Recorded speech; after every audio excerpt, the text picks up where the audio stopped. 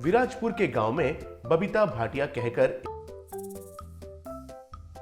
एक गरीब जोड़ा को कीर्ति और शिवा कहकर दो बच्चे थे। भाटिया खेती का काम करते हुए उनके बच्चों का अच्छे से ख्याल रखने लगा। एक दिन जब कीर्ति और शिवा स्कूल जा रहे थे, उस टाइम पर रिच कॉलोनी वाले बहुत अच्छे से होली खेलते हुए उनको दिखाई दिए, तो वो दोनों उधर ही रुक गए थे।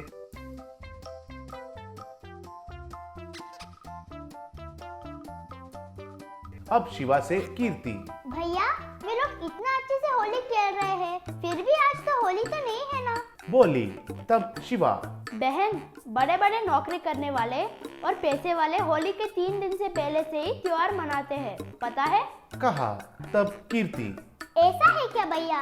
मुझे भी होली कहे तो बहुत पसंद है भैया, हम भी होली मनाते हैं भैया। बापू को रंग खरीदने के लिए पैसे पूछते हैं क्या? बोली। तब शिवा, ठीक है, कहा। उस रात भाटिया घर आने के बाद शिवा कीर्ति दोनों मिलकर पिता को होली का रंग खरीदने के लिए पूछे। तब भाटिया, ठीक है बेटी, मैं बहुत दिन से आपके लिए पैसे बचा कर रखा था, कल आपको नया कपड़े और रंग खरीद कर देता हूँ, ठीक है ना? कहा। तब दोनों बच्चे बहुत खुश होकर उधर से चले गए। बाद में भाटिया से बबीता, ये क्या है जी? आपके दवाई के लिए बचाया हुआ पैसों को ऐसे उनके लिए खर्च करने के लिए क्यों कह रहे हो? बोली। तब भाटिया, देखो, साल में एक ही बार तो होली आता है, बच्चों का खुशी से ज्यादा मेरा दवाई तो नहीं है, क्या होगा, 4 दिन तो नहीं लेता हूँ बस। कहा। अगले दिन भाटिया बच्चों को एक रंग के दुकान में ले जाकर उस दुकानदार से मोल तोल कर रहा था। तब उनके पास एक भिखारी आया।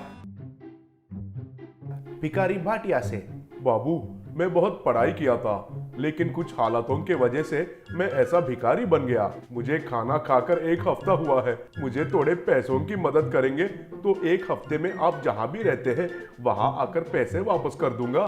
कहा। तब उस भिखारी के ऊपर दया आकर भाटिया बच्चों के लिए लाया हुआ पैसे उनको दे दिया। तब वो भिखारी बहुत खुश होकर उधर से चला गया। बाद में दुकानदार से भाटिया, भैया बच्चों के लिए 1 किलो रंग उधार में दे दो भैया, 1 हफ्ते में पैसे देता हूँ। कहा। तब दुकानदार जीवन, क्यों रे भाटिया, मैं तुम्हें इतना एड़ा जैसा दिख रहा हूँ क्या? मेरे सामने ही भिखारी को बड़ा दान करन जैसे पैसे दान करके मेरे पास उधार करने के लिए देख रहे हो? फिर तो तुमसे मैं कम हूँ कहकर तेरा इरादा है ना? कहा। तब भाटिया, भाई क्यों भाई ऐसा बात कर रहे हो? बेचारे उनका चेहरा देखा तो वो जो बोल रहा है वो सच है लगा, इसलिए दिया। प्लीज भाई, इस एक बार के लिए मेरे बच्चों के लिए रंग उधार दे दो, जल्दी मैं वापस कर दूंगा। कहा। तब जीवन, क्यों रे, मैं जो कह रहा हूँ वो बात समझ में नहीं आता है क्या? मैं भी उधार देने वाला जैसा दिख रहा हूँ क्या? जाओ जाओ, कहकर भाटिया को उनके शॉप में से धक्का देकर बाहर निकाल दिया। तब भाटिया नीचे गिरने के वजह से बच्चे घबरा कर रोने लगे। बच्चों को रोते हुए देखकर भाटिया, मुझे माफ कीजिए बच्चे, आपके लिए लाए पैसों को मैंने उस भिखारी को दे दिया। कहा। तब कीर्ति, कुछ बात नहीं है बापू, तुम तो अच्छा ही किया था, हम कुछ न कुछ करके होली खेलेंगे। रंग नहीं है तो भी कुछ परवाह नहीं है, खेलने वालों को दूर से देखकर खुश हो जाएंगे, बोली। तब वे तीनों मिलकर घर वापस चले गए। ऐसे 3 दिन के बाद वो भिखारी बहुत सुंदर सा तैयार होकर भाटिया के घर आया। उसके हाथों में बहुत सारे रंग भी थे। बाहर शिवा और कीर्ति को उन रंग को दिया और बच्चों से, बच्चे, आपको ही नहीं, आपके कॉलोनी वालों को और आपके कॉलोनी में बच्चों को सब के लिए कलर्स लेकर आया हूँ, आप सब मिलकर खुशी से होली खेलिए, ठीक है ना? कहकर उधर से चला गया। बच्चे ये बात कहने से भाटिया और उनका पत्नी बहुत खुश हुए। बाद में कीर्ति और शिवा उस कॉलोनी में घर घर जाकर उन रंगों को बांटे। होली के दिन गरीब कॉलोनी वाले सब मिलकर होली खेल रहे थे, लेकिन गजब से वे होली खेलने के समय पर वे लोग एक दूसरे के ऊपर डाले हुए रंग सोना जैसा बदलने लगा।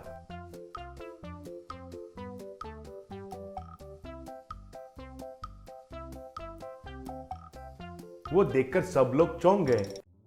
ऐसे वे होली खेलने से बहुत सारा सोना इकट्ठा हुआ। वो देखकर कॉलोनी वाले सब खुश हो गए। तब भाटिया से कीर्ति, बापू, तुमने उस दिन जो दिया वो पैसे भिखारी को नहीं दिया, भगवान को दिया। भगवान ने भिखारी के रूप में आकर तुम्हारे परीक्षा किया है बापू, इसलिए आज होली को सोना जैसा बदल दिया। भगवान बहुत अच्छा है ना बापू? इस सोना से क्या करोगे बापू? पूछी तब भाटिया, ये सारा सोना से हमारा कॉलोनी वाले सब के लिए अच्छे से घर बनाकर और सबको जो चाहिए वो खरीदेंगे बेटी, और बाद में हम फिर से रंग खरीदकर मजे से होली खेल सकते हैं, कहा। ये सुनकर सारे लोग तालियां बजाए।